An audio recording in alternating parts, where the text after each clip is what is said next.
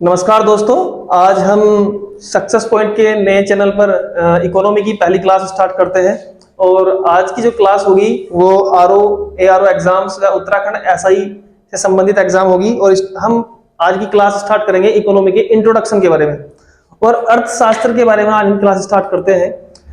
तो इकोनॉमिक्स के अर्थ के या डेफिनेशन के बारे में बात करते हैं कि व्हाट इज इकोनॉमिक्स, की अर्थशास्त्र क्या है। तो एक सिंपल से एग्जांपल के माध्यम से मैं आपको समझाने की कोशिश करता हूं कि इकोनॉमिक्स क्या है। जैसे मान लेते हैं एक व्यक्ति के पास 5,000 रुपए है। 5,000 रुपए है। 5,000 रुपए यानी कि व्यक्ति के पास लिमिट संसाधन है और लिमिट संसाधन होने के नाते इस पैसे को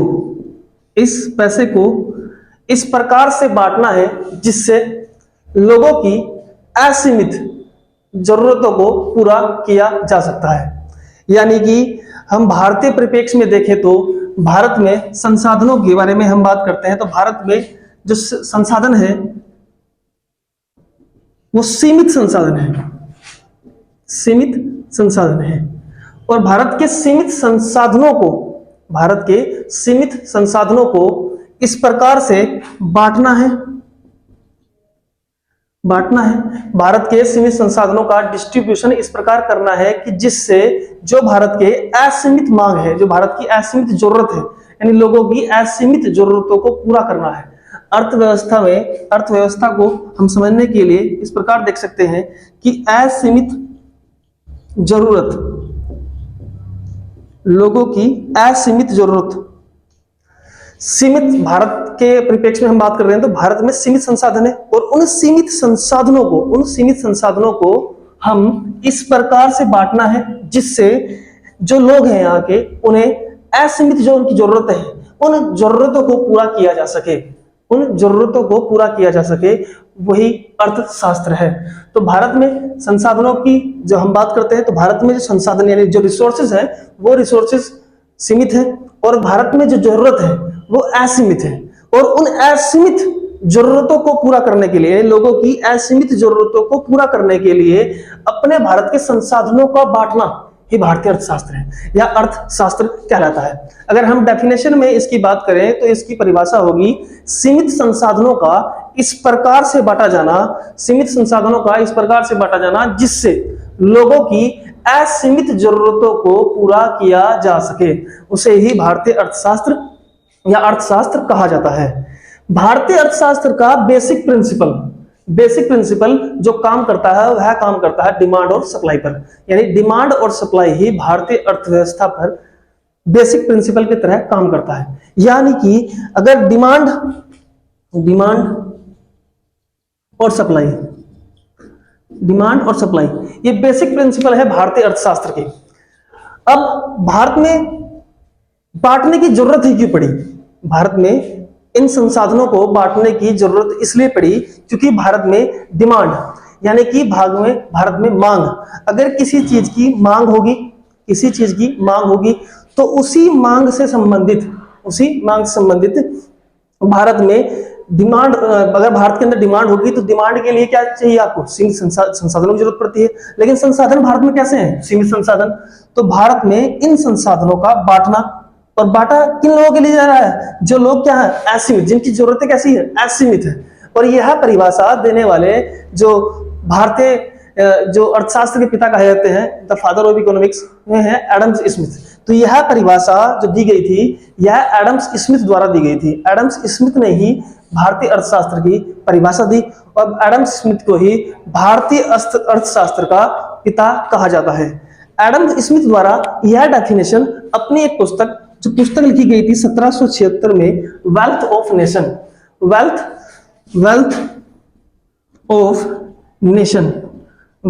नेशन में एडम स्मिथ द्वारा इस डेफिनेशन को दिया गया और एडम स्मिथ को ही भारतीय अर्थशास्त्र का पिता कहा जाता है। अब हम बात करते हैं कि अर्थशास्त्र को, भारतीय अर्थशास्त्र को या पूरे विश्व के अर्थशास्त्र को पढ़ने के लिए हम इसे दो भागों में बांटते हैं। अर्थव्यवस्था को दो भागों में बांटा गया है।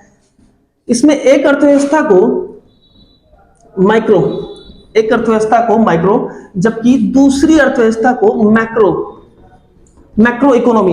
एक को माइक्रो इकोनॉमी और एक को मैक्रो इकोनॉमी कहा जाता है। जो माइक्रो इकोनॉमी है इसे हिंदी में व्यष्टि अर्थशास्त्र, व्यष्टि अर्थशास्त्र, व्यष्टि अर्थशास्त्र कहा जाता है, जबकि मैक्रो, मैक्रो अर्थशास्त्र को समष्टि, हिंदी में समष्टि अर्थशास्त्र कहा जाता है। तो हम भारतीय इकोनॉमी को दो भाग में बांटकर पढ़ते हैं, एक माइक्रो इकोनॉमी, दूसरी मैक्रो इकोनॉमी। माइक्रो इकोनॉमी को व्यष्टि अर्थशास्त्र, जबकि मैक्रो इकोनॉमी को समष्टि अर्थशास्त्र कहा जाता है। अब हम इन्हें डेफिनेशन के अनुसार पढ़ते हैं कि किस प्रकार व्यष्टि अर्थशास्त्र और समष्टि अर्थशास्त्र में अंतर है। अगर हम बात करें, इसे भी एक सिंपल से एग्जांपल के माध्यम से हम समझने की कोशिश करते हैं। इस क्लास में मान लेते हैं 10 बच्चे हैं और इन 10 बच्चों के बारे में अगर मैं एक एक व्यक्ति के बारे में इंडिविजुअल ही बात करूं और इंडिविजुअल प्रत्येक व्यक्ति से अलग अलग उनके बारे में, उनकी इनकम के बारे में बात करूं कि राम की इनकम कितनी होगी, श्याम की इनकम कितनी होगी, राधा की इनकम कितनी होगी। अगर मैं प्रत्येक व्यक्ति की इंडिविजुअल, प्रत्येक व्यक्ति की इनकम पर बात करता हूं या उनके बारे में जानना कोशिश करता हूं या उनके बारे में रिसोर्स इकट्ठा करता हूं, उनकी जानकारी इकट्ठा करता हूं, तो वह बात इकोनॉमी यानी कि माइक्रो इकोनॉमी के अंदर शामिल की जाएगी। जबकि यदि मैं पूरी क्लास को एक साथ as a whole, as a sum, सबको एक साथ ऐड करता हूं और पूछता हूं कि 10 के 10 विद्यार्थियों की इनकम कितनी होगी, टोटल पूरी क्लास की इनकम या पूरी बिल्डिंग की इनकम, तो अगर मैं एज ए होल सम सबकी बात करता हूं तो वह माइक्रो या समष्टि अर्थशास्त्र की बात होगी। तो अब मैं आपसे बेसिक से क्वेश्चन पर बात करते हैं, क्वेश्चन डिस्कस करते हैं। जैसे अगर मैं भारत के राष्ट्र के बारे में बात करूं कि भारत की राष्ट्रीय आय, भारत की राष्ट्रीय आय, भारत की राष्ट्रीय आय मैक्रो इकोनॉमिक्स में शामिल होगी या माइक्रो इकोनॉमिक्स में शामिल होगी, यह आप मुझे बताइए। तो अगर हम पूरे as a sum, as a whole सबकी बात करते हैं, यानी पूरे राष्ट्र की बात की जाती है, तो राष्ट्र की अर्थव्यवस्था या राष्ट्र की आय, भारत की टोटल आय या भारत की कुल इनकम हमेशा माइक्रो इकोनॉमी यानी कि समष्टि अर्थव्यवस्था का, अर्थशास्त्र का हिस्सा होगी। जबकि यदि मैं इंडिविजुअली भारत के प्रति व्यक्ति आय या प्रत्येक व्यक्ति की इनकम की बात करूं, भारत के प्रति व्यक्ति आय की बात करूं, तो वह अर्थव्यवस्था हमारी माइक्रो इकोनॉमी में शामिल होगी यानी व्यष्टि अर्थशास्त्र में शामिल होगी। तो इसी प्रकार आपके एग्जाम में क्वेश्चन आते हैं कि भारतीय राष्ट्रीय आय किस अर्थव्यवस्था का हिस्सा है, तो समष्टि अर्थशास्त्र का। यदि प्रति व्यक्ति आय की बात करूं तो प्रति व्यक्ति आय किस अर्थव्यवस्था का हिस्सा है, समष्टि अर्थशास्त्र का। और अगर हम बात करते हैं कि माइक्रो इकोनॉमी और मैक्रो इकोनॉमी के प्रमुख निर्धारक क्या हैं, आखिर किस प्रकार हम माइक्रो इकोनॉमी और मैक्रो इकोनॉमी ज्ञात करने के प्रमुख निर्धारक क्या होंगे, तो माइक्रो इकोनॉमी ज्ञात करने का प्रमुख निर्धारक होता है आपका प्राइस। क्या होता है? प्राइस। तो प्राइस के द्वारा आप माइक्रो इकोनॉमी ज्ञात कर सकते हैं। रेट वैल्यू ही किसी व्यक्ति की इनकम पर इफेक्ट गिरती है, वह प्रति व्यक्ति आय पर इफेक्ट गिरती है, यही माइक्रो इकोनॉमी होती है। जबकि अगर मैं मैक्रो इकोनॉमी यानी समष्टि अर्थशास्त्र की बात करूं तो समष्टि अर्थशास्त्र के अंदर इकोनॉमी यानी समष्टि अर्थशास्त्र का प्रमुख निर्धारक होता है हमारी इनकम। तो यहां इनकम के माध्यम से हम ज्ञात करते हैं और यहां प्राइस के माध्यम से। तो हम बात कर रहे हैं इनमें बेसिक डिफरेंस के बारे में। तो माइक्रो इकोनॉमी के बारे में बताया कि जब सूक्ष्म स्तर पर इंडिविजुअली प्रत्येक व्यक्ति के बारे में आप जानकारी एकत्रित करते हैं या प्रति व्यक्ति आय ज्ञात करते हैं, तो प्रति व्यक्ति आय क्या होती है? आपकी व्यष्टि अर्थशास्त्र का हिस्सा होती है, जिसका प्रमुख निर्धारक क्या है? प्राइस। अगर हम as a whole, as a sum सबकी अर्थव्यवस्था या सबकी इनकम की बात करते हैं, तो वह हमारा मैक्रो इकोनॉमिक का हिस्सा है, माइक्रो इकोनॉमिक्स का हिस्सा है और वह समष्टि अर्थशास्त्र के अंदर आता है। इसका प्रमुख निर्धारक हमारा इनकम होता है। तो हमने बेसिक इंट्रोडक्शन के बारे में बात की कि व्हाट इज अर्थशास्त्र, अर्थशास्त्र क्या है। तो अर्थशास्त्र के बारे में मैंने बताया कि अर्थशास्त्र क्या है कि सीमित संसाधनों का, भारत के अंदर सीमित संसाधनों का इस प्रकार से बांटना, सीमित संसाधनों को इस प्रकार से बांटना जो लोगों की असीमित जरूरतों को पूरा किया जा सके, यही अर्थशास्त्र है। और यह परिभाषा दी थी एडम स्मिथ ने। एडम स्मिथ ने अपनी पुस्तक दी थी द वेल्थ ऑफ नेशन। इन्हें ही एडम स्मिथ को इकोनॉमिक फादर ऑफ इकोनॉमी कहा जाता है। फिर हमने पढ़ा कि आखिरकार अर्थव्यवस्था को कितने भागों में बांटा गया है। तो अर्थव्यवस्था को हमने दो भागों में बांटा, माइक्रो इकोनॉमिक्स यानी कि व्यष्टि अर्थशास्त्र और मैक्रो इकोनॉमिक्स यानी समष्टि अर्थशास्त्र। फिर हमने इनके बारे में, इनकी डेफिनेशन के बारे में बात करी। यदि हम किसी एक व्यक्ति की प्रति व्यक्ति आय ज्ञात करते हैं तो वह व्यष्टि अर्थशास्त्र का हिस्सा है। ऐसे राष्ट्रीय आय की अगर हम बात करें, टोटल भारत की कुल इनकम की बात करें, कुल आय की बात अगर हम पढ़ते हैं तो किसमें पढ़ते हैं? समष्टि अर्थशास्त्र का हिस्सा है। समष्टि अर्थशास्त्र का प्रमुख निर्धारक हमारी इनकम या आय होती है, जबकि व्यष्टि अर्थशास्त्र का हिस्सा प्रमुख निर्धारक आपका प्राइस होता है। अब हम आगे कंटिन्यू क्लास करते हैं। तो आगे हम कंटिन्यू करते हैं। हम बात कर रहे थे माइक्रो इकोनॉमी और मैक्रो इकोनॉमी की, व्यष्टि अर्थशास्त्र और समष्टि अर्थशास्त्र के बारे में। तो मैंने आपको बताया था कि father of economy Adam Smith है। अब हम बात करते हैं, आपसे क्वेश्चन पूछते हैं कि माइक्रो इकोनॉमिक्स के फादर कौन है, यानी कि माइक्रो इकोनॉमिक्स के बारे में या फादर ऑफ माइक्रो इकोनॉमिक्स किन्हें कहा जाता है? तो इनका भी आंसर आपका एडम स्मिथ होगा। Adam Smith. तो माइक्रो इकोनॉमिक्स के फादर भी आपके एडम स्मिथ होंगे, जबकि मैक्रो इकोनॉमी यानी समष्टि अर्थशास्त्र के पिता आपने नाम सुना होगा J.M. कीन्स महोदय के बारे में आपने पढ़ा होगा मंदी के टॉपिक में। जो आपने मंदी के बारे में बताया होगा, तो मंदी की सही परिभाषा देने वाले व्यक्ति भी कौन है? James Keynes. तो J.M. कीन्स ने मैक्रो इकोनॉमिक्स के फादर कहा जाता है। मैक्रो इकोनॉमिक्स के फादर J.M. कीन्स है, यानी समष्टि अर्थशास्त्र के पिता, और माइक्रो इकोनॉमिक्स के पिता एडम्स स्मिथ है। अब हम बेसिक इंट्रोडक्शन के बाद कंटिन्यू करते हैं अपना चैप्टर या पहला टॉपिक जो हम स्टार्ट करना चाहते हैं आज। पहला टॉपिक जो स्टार्ट किया जाएगा, स्टार्टिंग में हम स्टार्ट करते हैं बजट के बारे में कि बजट क्या है। तो बजट के बेसिक इंट्रोडक्शन के बारे में हम बात करें कि आखिरकार बजट की शुरुआत भारत में कब से हुई या बजट किस भाषा का शब्द है। तो बजट जो शब्द है वह फ्रेंच भाषा के बगट शब्द से निकला है। बगट मतलब जो आपने बैग देखा होगा, जो बजट के समय हमारे वित्त मंत्री अपने साथ लेके चलते हैं, और चमड़े का एक बैग है, तो उसी शब्द से यानी बगट शब्द से ही आपका बजट शब्द निकला है। यह एक फ्रेंच भाषा का शब्द है। भारतीय संविधान के अनुच्छेद 112, भारतीय संविधान के अनुच्छेद 112 में बजट शब्द का उल्लेख नहीं है। बजट शब्द का उल्लेख नहीं है, जबकि उसके स्थान पर वार्षिक वित्तीय विवरण के बारे में बताया गया है। वार्षिक वित्तीय विवरण के बारे में बताया गया है। अगर हम बजट की डेफिनेशन की बात करें, तो बजट की डेफिनेशन अगर हम बात करें तो भारत के एक वित्त वर्ष में सरकार की अनुमानित आय और सरकार के अनुमानित व्यय के लेखे जोखे को बजट कहा जाता है। तो अगर हम बात करें कि भारत का वित्त वर्ष, तो भारत का वित्त वर्ष 1 अप्रैल से 31 मार्च, भारत का वित्त वर्ष 1 अप्रैल से 31 मार्च के बीच जारी होता है। तो मैंने आपको डेफिनेशन बोला कि सरकार के एक वित्त वर्ष में सरकार की अनुमानित आय और अनुमानित व्यय का लेखा जोखा ही बजट कहलाता है। अब फर्स्ट टाइम भारत में बजट पेश करने वाले व्यक्ति का नाम, फर्स्ट टाइम जिसने बजट को पेश किया था, उनका नाम था जेम्स विल्सन। तो भारत में फर्स्ट टाइम 1860 में जेम्स विल्सन पहले व्यक्ति थे जिन्होंने पहली बार बजट को पेश किया था।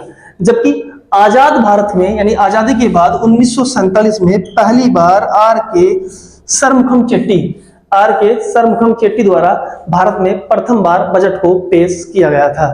तो फर्स्ट टाइम अंग्रेजों के टाइम पर जेम्स विल्सन द्वारा, लॉर्ड कैनिंग वायसराय थे उस समय, बजट पेश किया गया था। बजट एक फ्रेंच भाषा का शब्द है। भारतीय संविधान में बजट शब्द के बारे में बजट शब्द नहीं लिखा गया है। उसके स्थान पर अनुच्छेद 112 में वार्षिक वित्तीय विवरण के बारे में बताया गया है।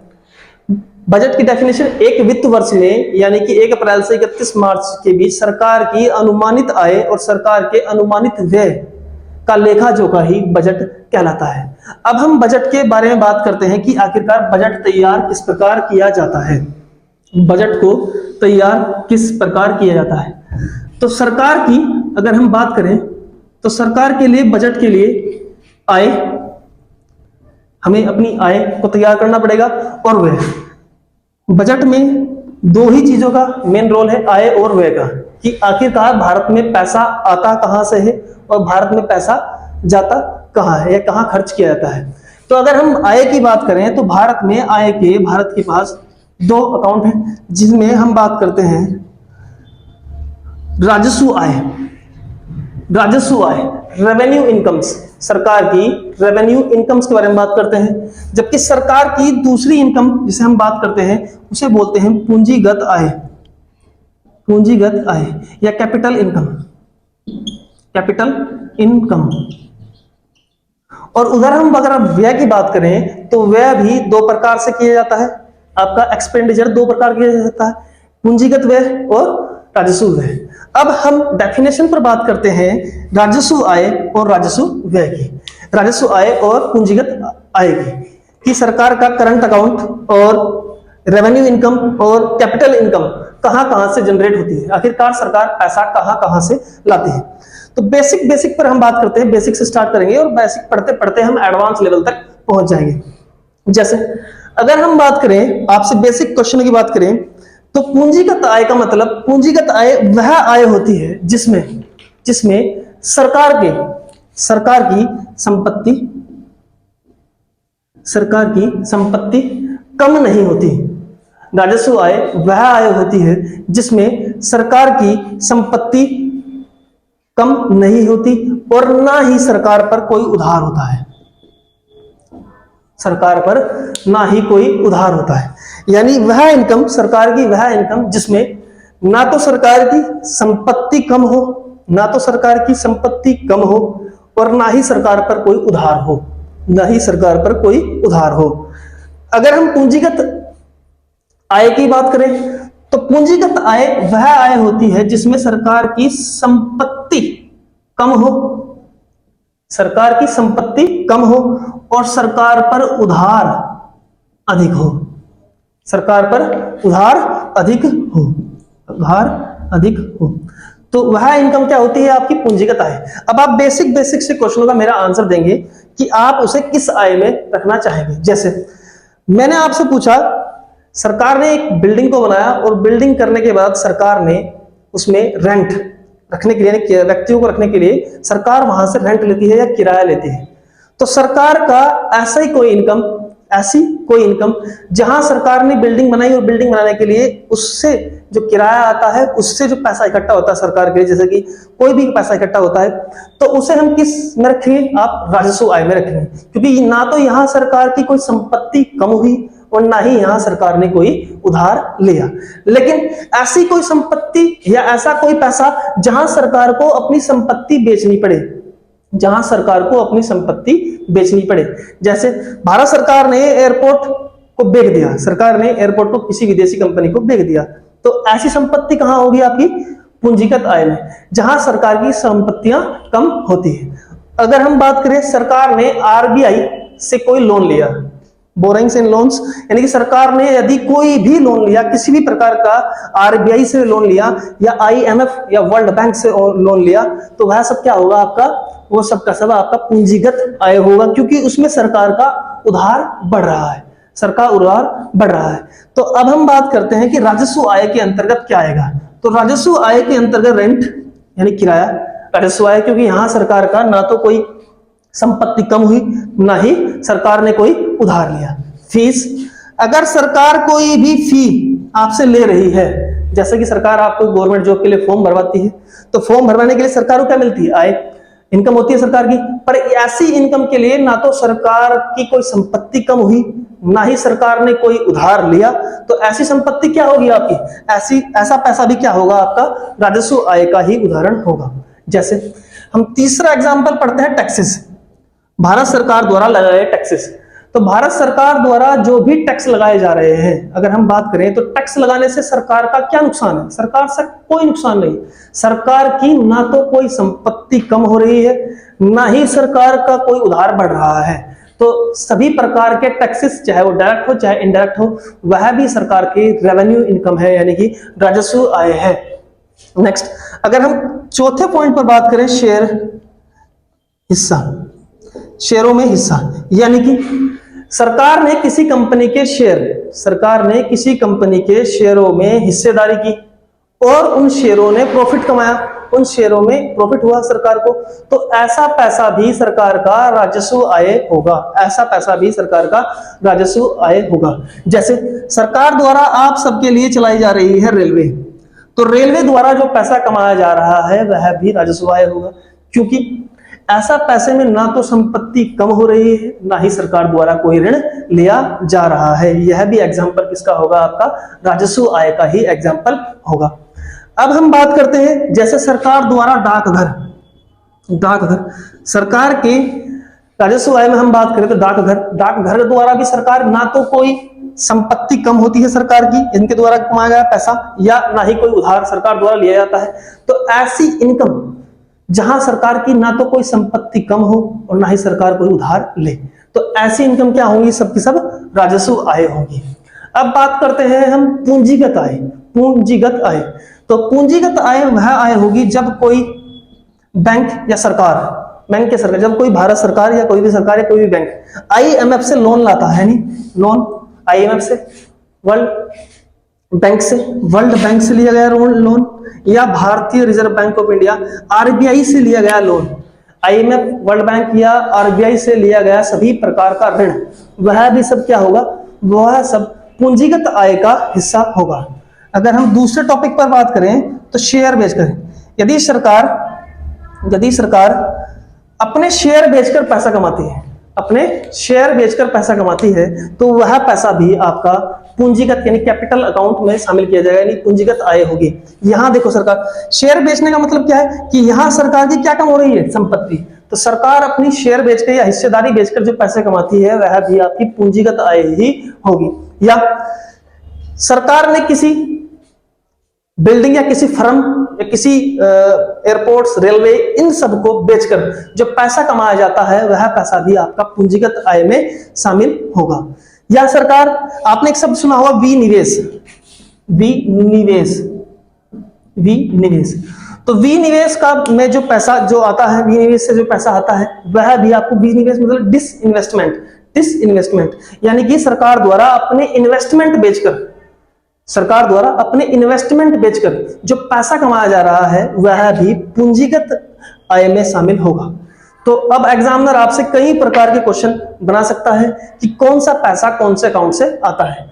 तो पूंजीगत आय द्वारा आया पैसा कहां से आया, और राजस्व आय द्वारा पैसा किस प्रकार आया। तो मैं आपको सिर्फ डेफिनेशन की बात करूं तो पूंजीगत आय वह आय है जहां सरकार की संपत्तियां कम होती है। आप इन सवाल, इकोनॉमी की सिर्फ सिंपल सी बात, आप इसे समझिए, अगर समझोगे नहीं तो आपके समझ में नहीं आएगी। जहां सरकार की संपत्ति कम होगी और सरकार का उधार बढ़ेगा, ऐसा पैसा वो सबका सब कैसा है? पूंजीगत आय है। आप अपने घर भी से सीख सकते हैं, यदि आपने अपनी संपत्ति बेचकर जो पैसा कमाया है वह पूंजीगत आय होगा, या उधार लिया है वो भी इनकम कैसी होगी? आपकी पूंजीगत आय होगी।